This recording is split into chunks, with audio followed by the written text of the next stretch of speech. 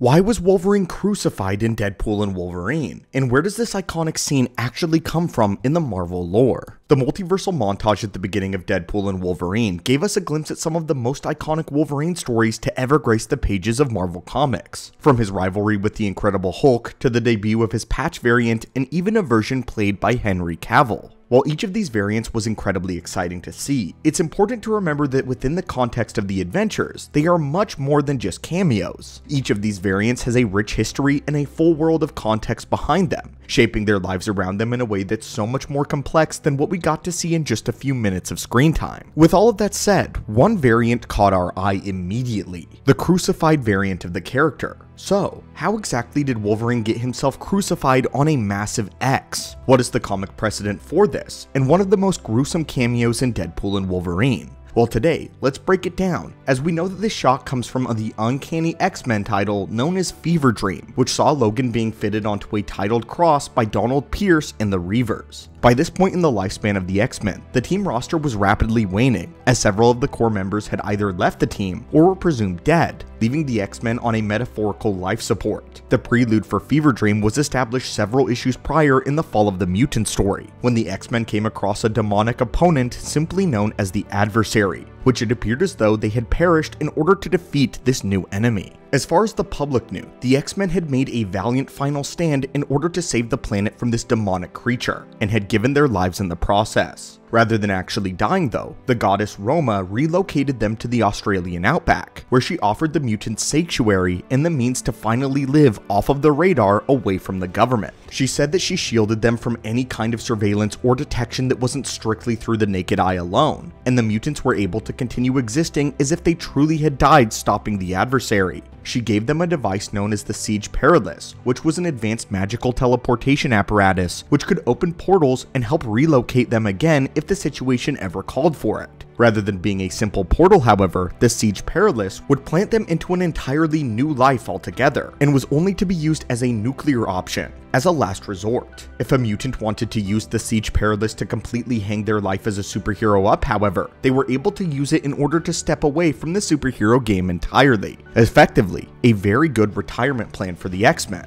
When the X-Men arrived in Australia, they set up shop in an old base of operations known as the Cooterman's Creek, a base that used to be operated by Donald Pierce and the Reavers. It was also discovered that the mutant known as Gateway had been held captive there, and when the X-Men freed him, he agreed to use his teleportation powers to help them jump around the world during missions. Despite the more clandestine operation showing promise, it was not built to last, however, as the X-Men were not meant to have eternal peace. The X-Men continued to operate as heroes, being called into different conflicts all across the world as needed, and eventually, their survival was revealed to the public when some of them returned to New York in order to join forces with X-Factor. Enemies of the X-Men slowly began to learn about their survival, and a few key factions began rallying forces to track down and exterminate all remaining X-Men. Day by day, however, their roster began to wane even further, with more and more members of an already paper-thin team beginning to either quit or disappear entirely. The X-Men school had been shut down, and the students had all been released, leaving just the core members of the team to hold the unit together, and even that was unstable.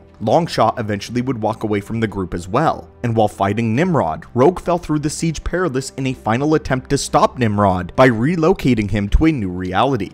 As a result though, Rogue was transported into an entirely new life, making it effectively impossible for the X-Men to ever find her again. Even Wolverine himself embarked on Madripoor for a time, too heart-stricken with the loss of the team, uncertain how long the Wolverine would be gone, or if he would ever return at all, leaving the few remaining X-Men even more short-staffed without a good leader. By this point, the X-Men had dwindled down to less than half a dozen members, which made it much more difficult to fight off different threats that came up, especially after their enemies discovered they were still alive. The situation became even more dire when a villain known as the Nanny launched a massive attack on the few remaining X-Men, and would capture Havoc, Psylocke, and Dazzler, fitting them with specialized suits of armor that allowed the Nanny to essentially puppeteer them and use their mutant powers as their own.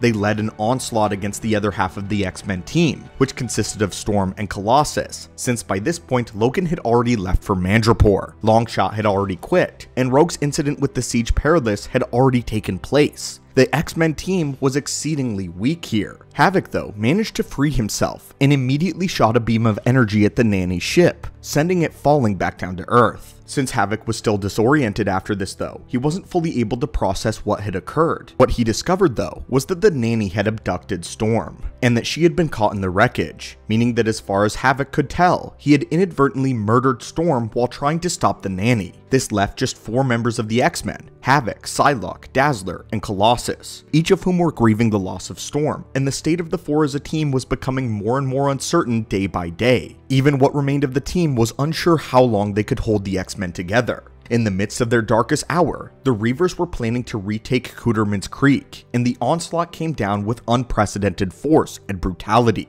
The Reavers, a cybernetic cult of anti-mutant savages, led by Donald Pierce, did everything they could to exterminate the remaining X-Men, who were in no condition to fight them off. In one final act, it was decided that they would step into the Siege Perilous, and in doing so, they would all be but transported to new lives, where it was uncertain if they would ever find one another again. They simply did not have the strength or the power left to fight off such a ravenous force of bloodthirsty mutant haters, and they understood that fighting the Reavers would almost certainly result in their untimely death. This was the only way to escape, and the 4 remaining X-Men retreated into Fates Unknown, leaving the readers to recapture their old base of operations. For reference, the cult known as the Reavers and their leader Donald Pierce are the same faction adapted into the film Logan, so this is the comic book iteration of the same group of villains. Only after the Reavers were back, however, this was when Logan finally returned from Madripoor. As far as Logan knew, the X-Men were still intact and operating out of the Reavers' old headquarters, which led to a swift ambush when the Reavers discovered that Logan was coming back. Each of the Reavers is cybernetically enhanced, but many of them only needed technological assistance because they had been personally dismembered by none other than the Wolverine,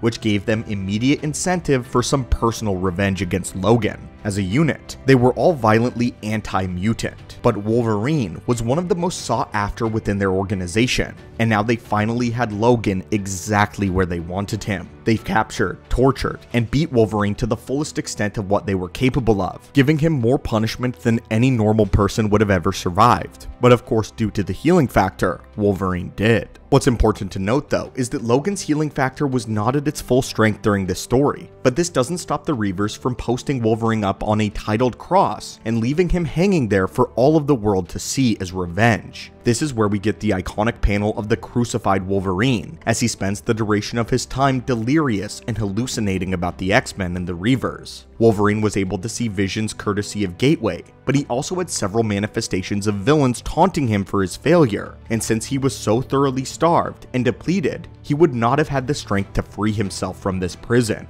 It was only once Jubilee returned that he was able to pull himself back to reality, and it was Jubilee that helped him free himself from this crucifixion. By this point though, the X-Men had become fully disbanded, and for several issues after the fact, there were no more X-Men, just previous affiliations of the X-Men team. The entire next issue is a manhunt as the Reavers attempt to track down a now missing Wolverine, while Jubilee takes the lead in caring for Logan and attempting to nurse him back to health. Logan though is not properly healing and is still in no shape to fight off the Reavers alone. They are eventually able to escape though, living to fight another day, as they know that the Reavers will be out there in full force hunting them now that Wolverine is weak and on the brink of extinction. But anyway friends, what do you think of the time that Wolverine was crucified? And do you think this is what happened beat for beat in Deadpool and Wolverine with this variant? Is this a direct adaptation, or do you think the cinematic version of a crucified Wolverine got here in a slightly different way? As always my friends, thank you so much for stopping by the channel today. Hulk smash that subscribe button to assemble and join our team, and have a great one.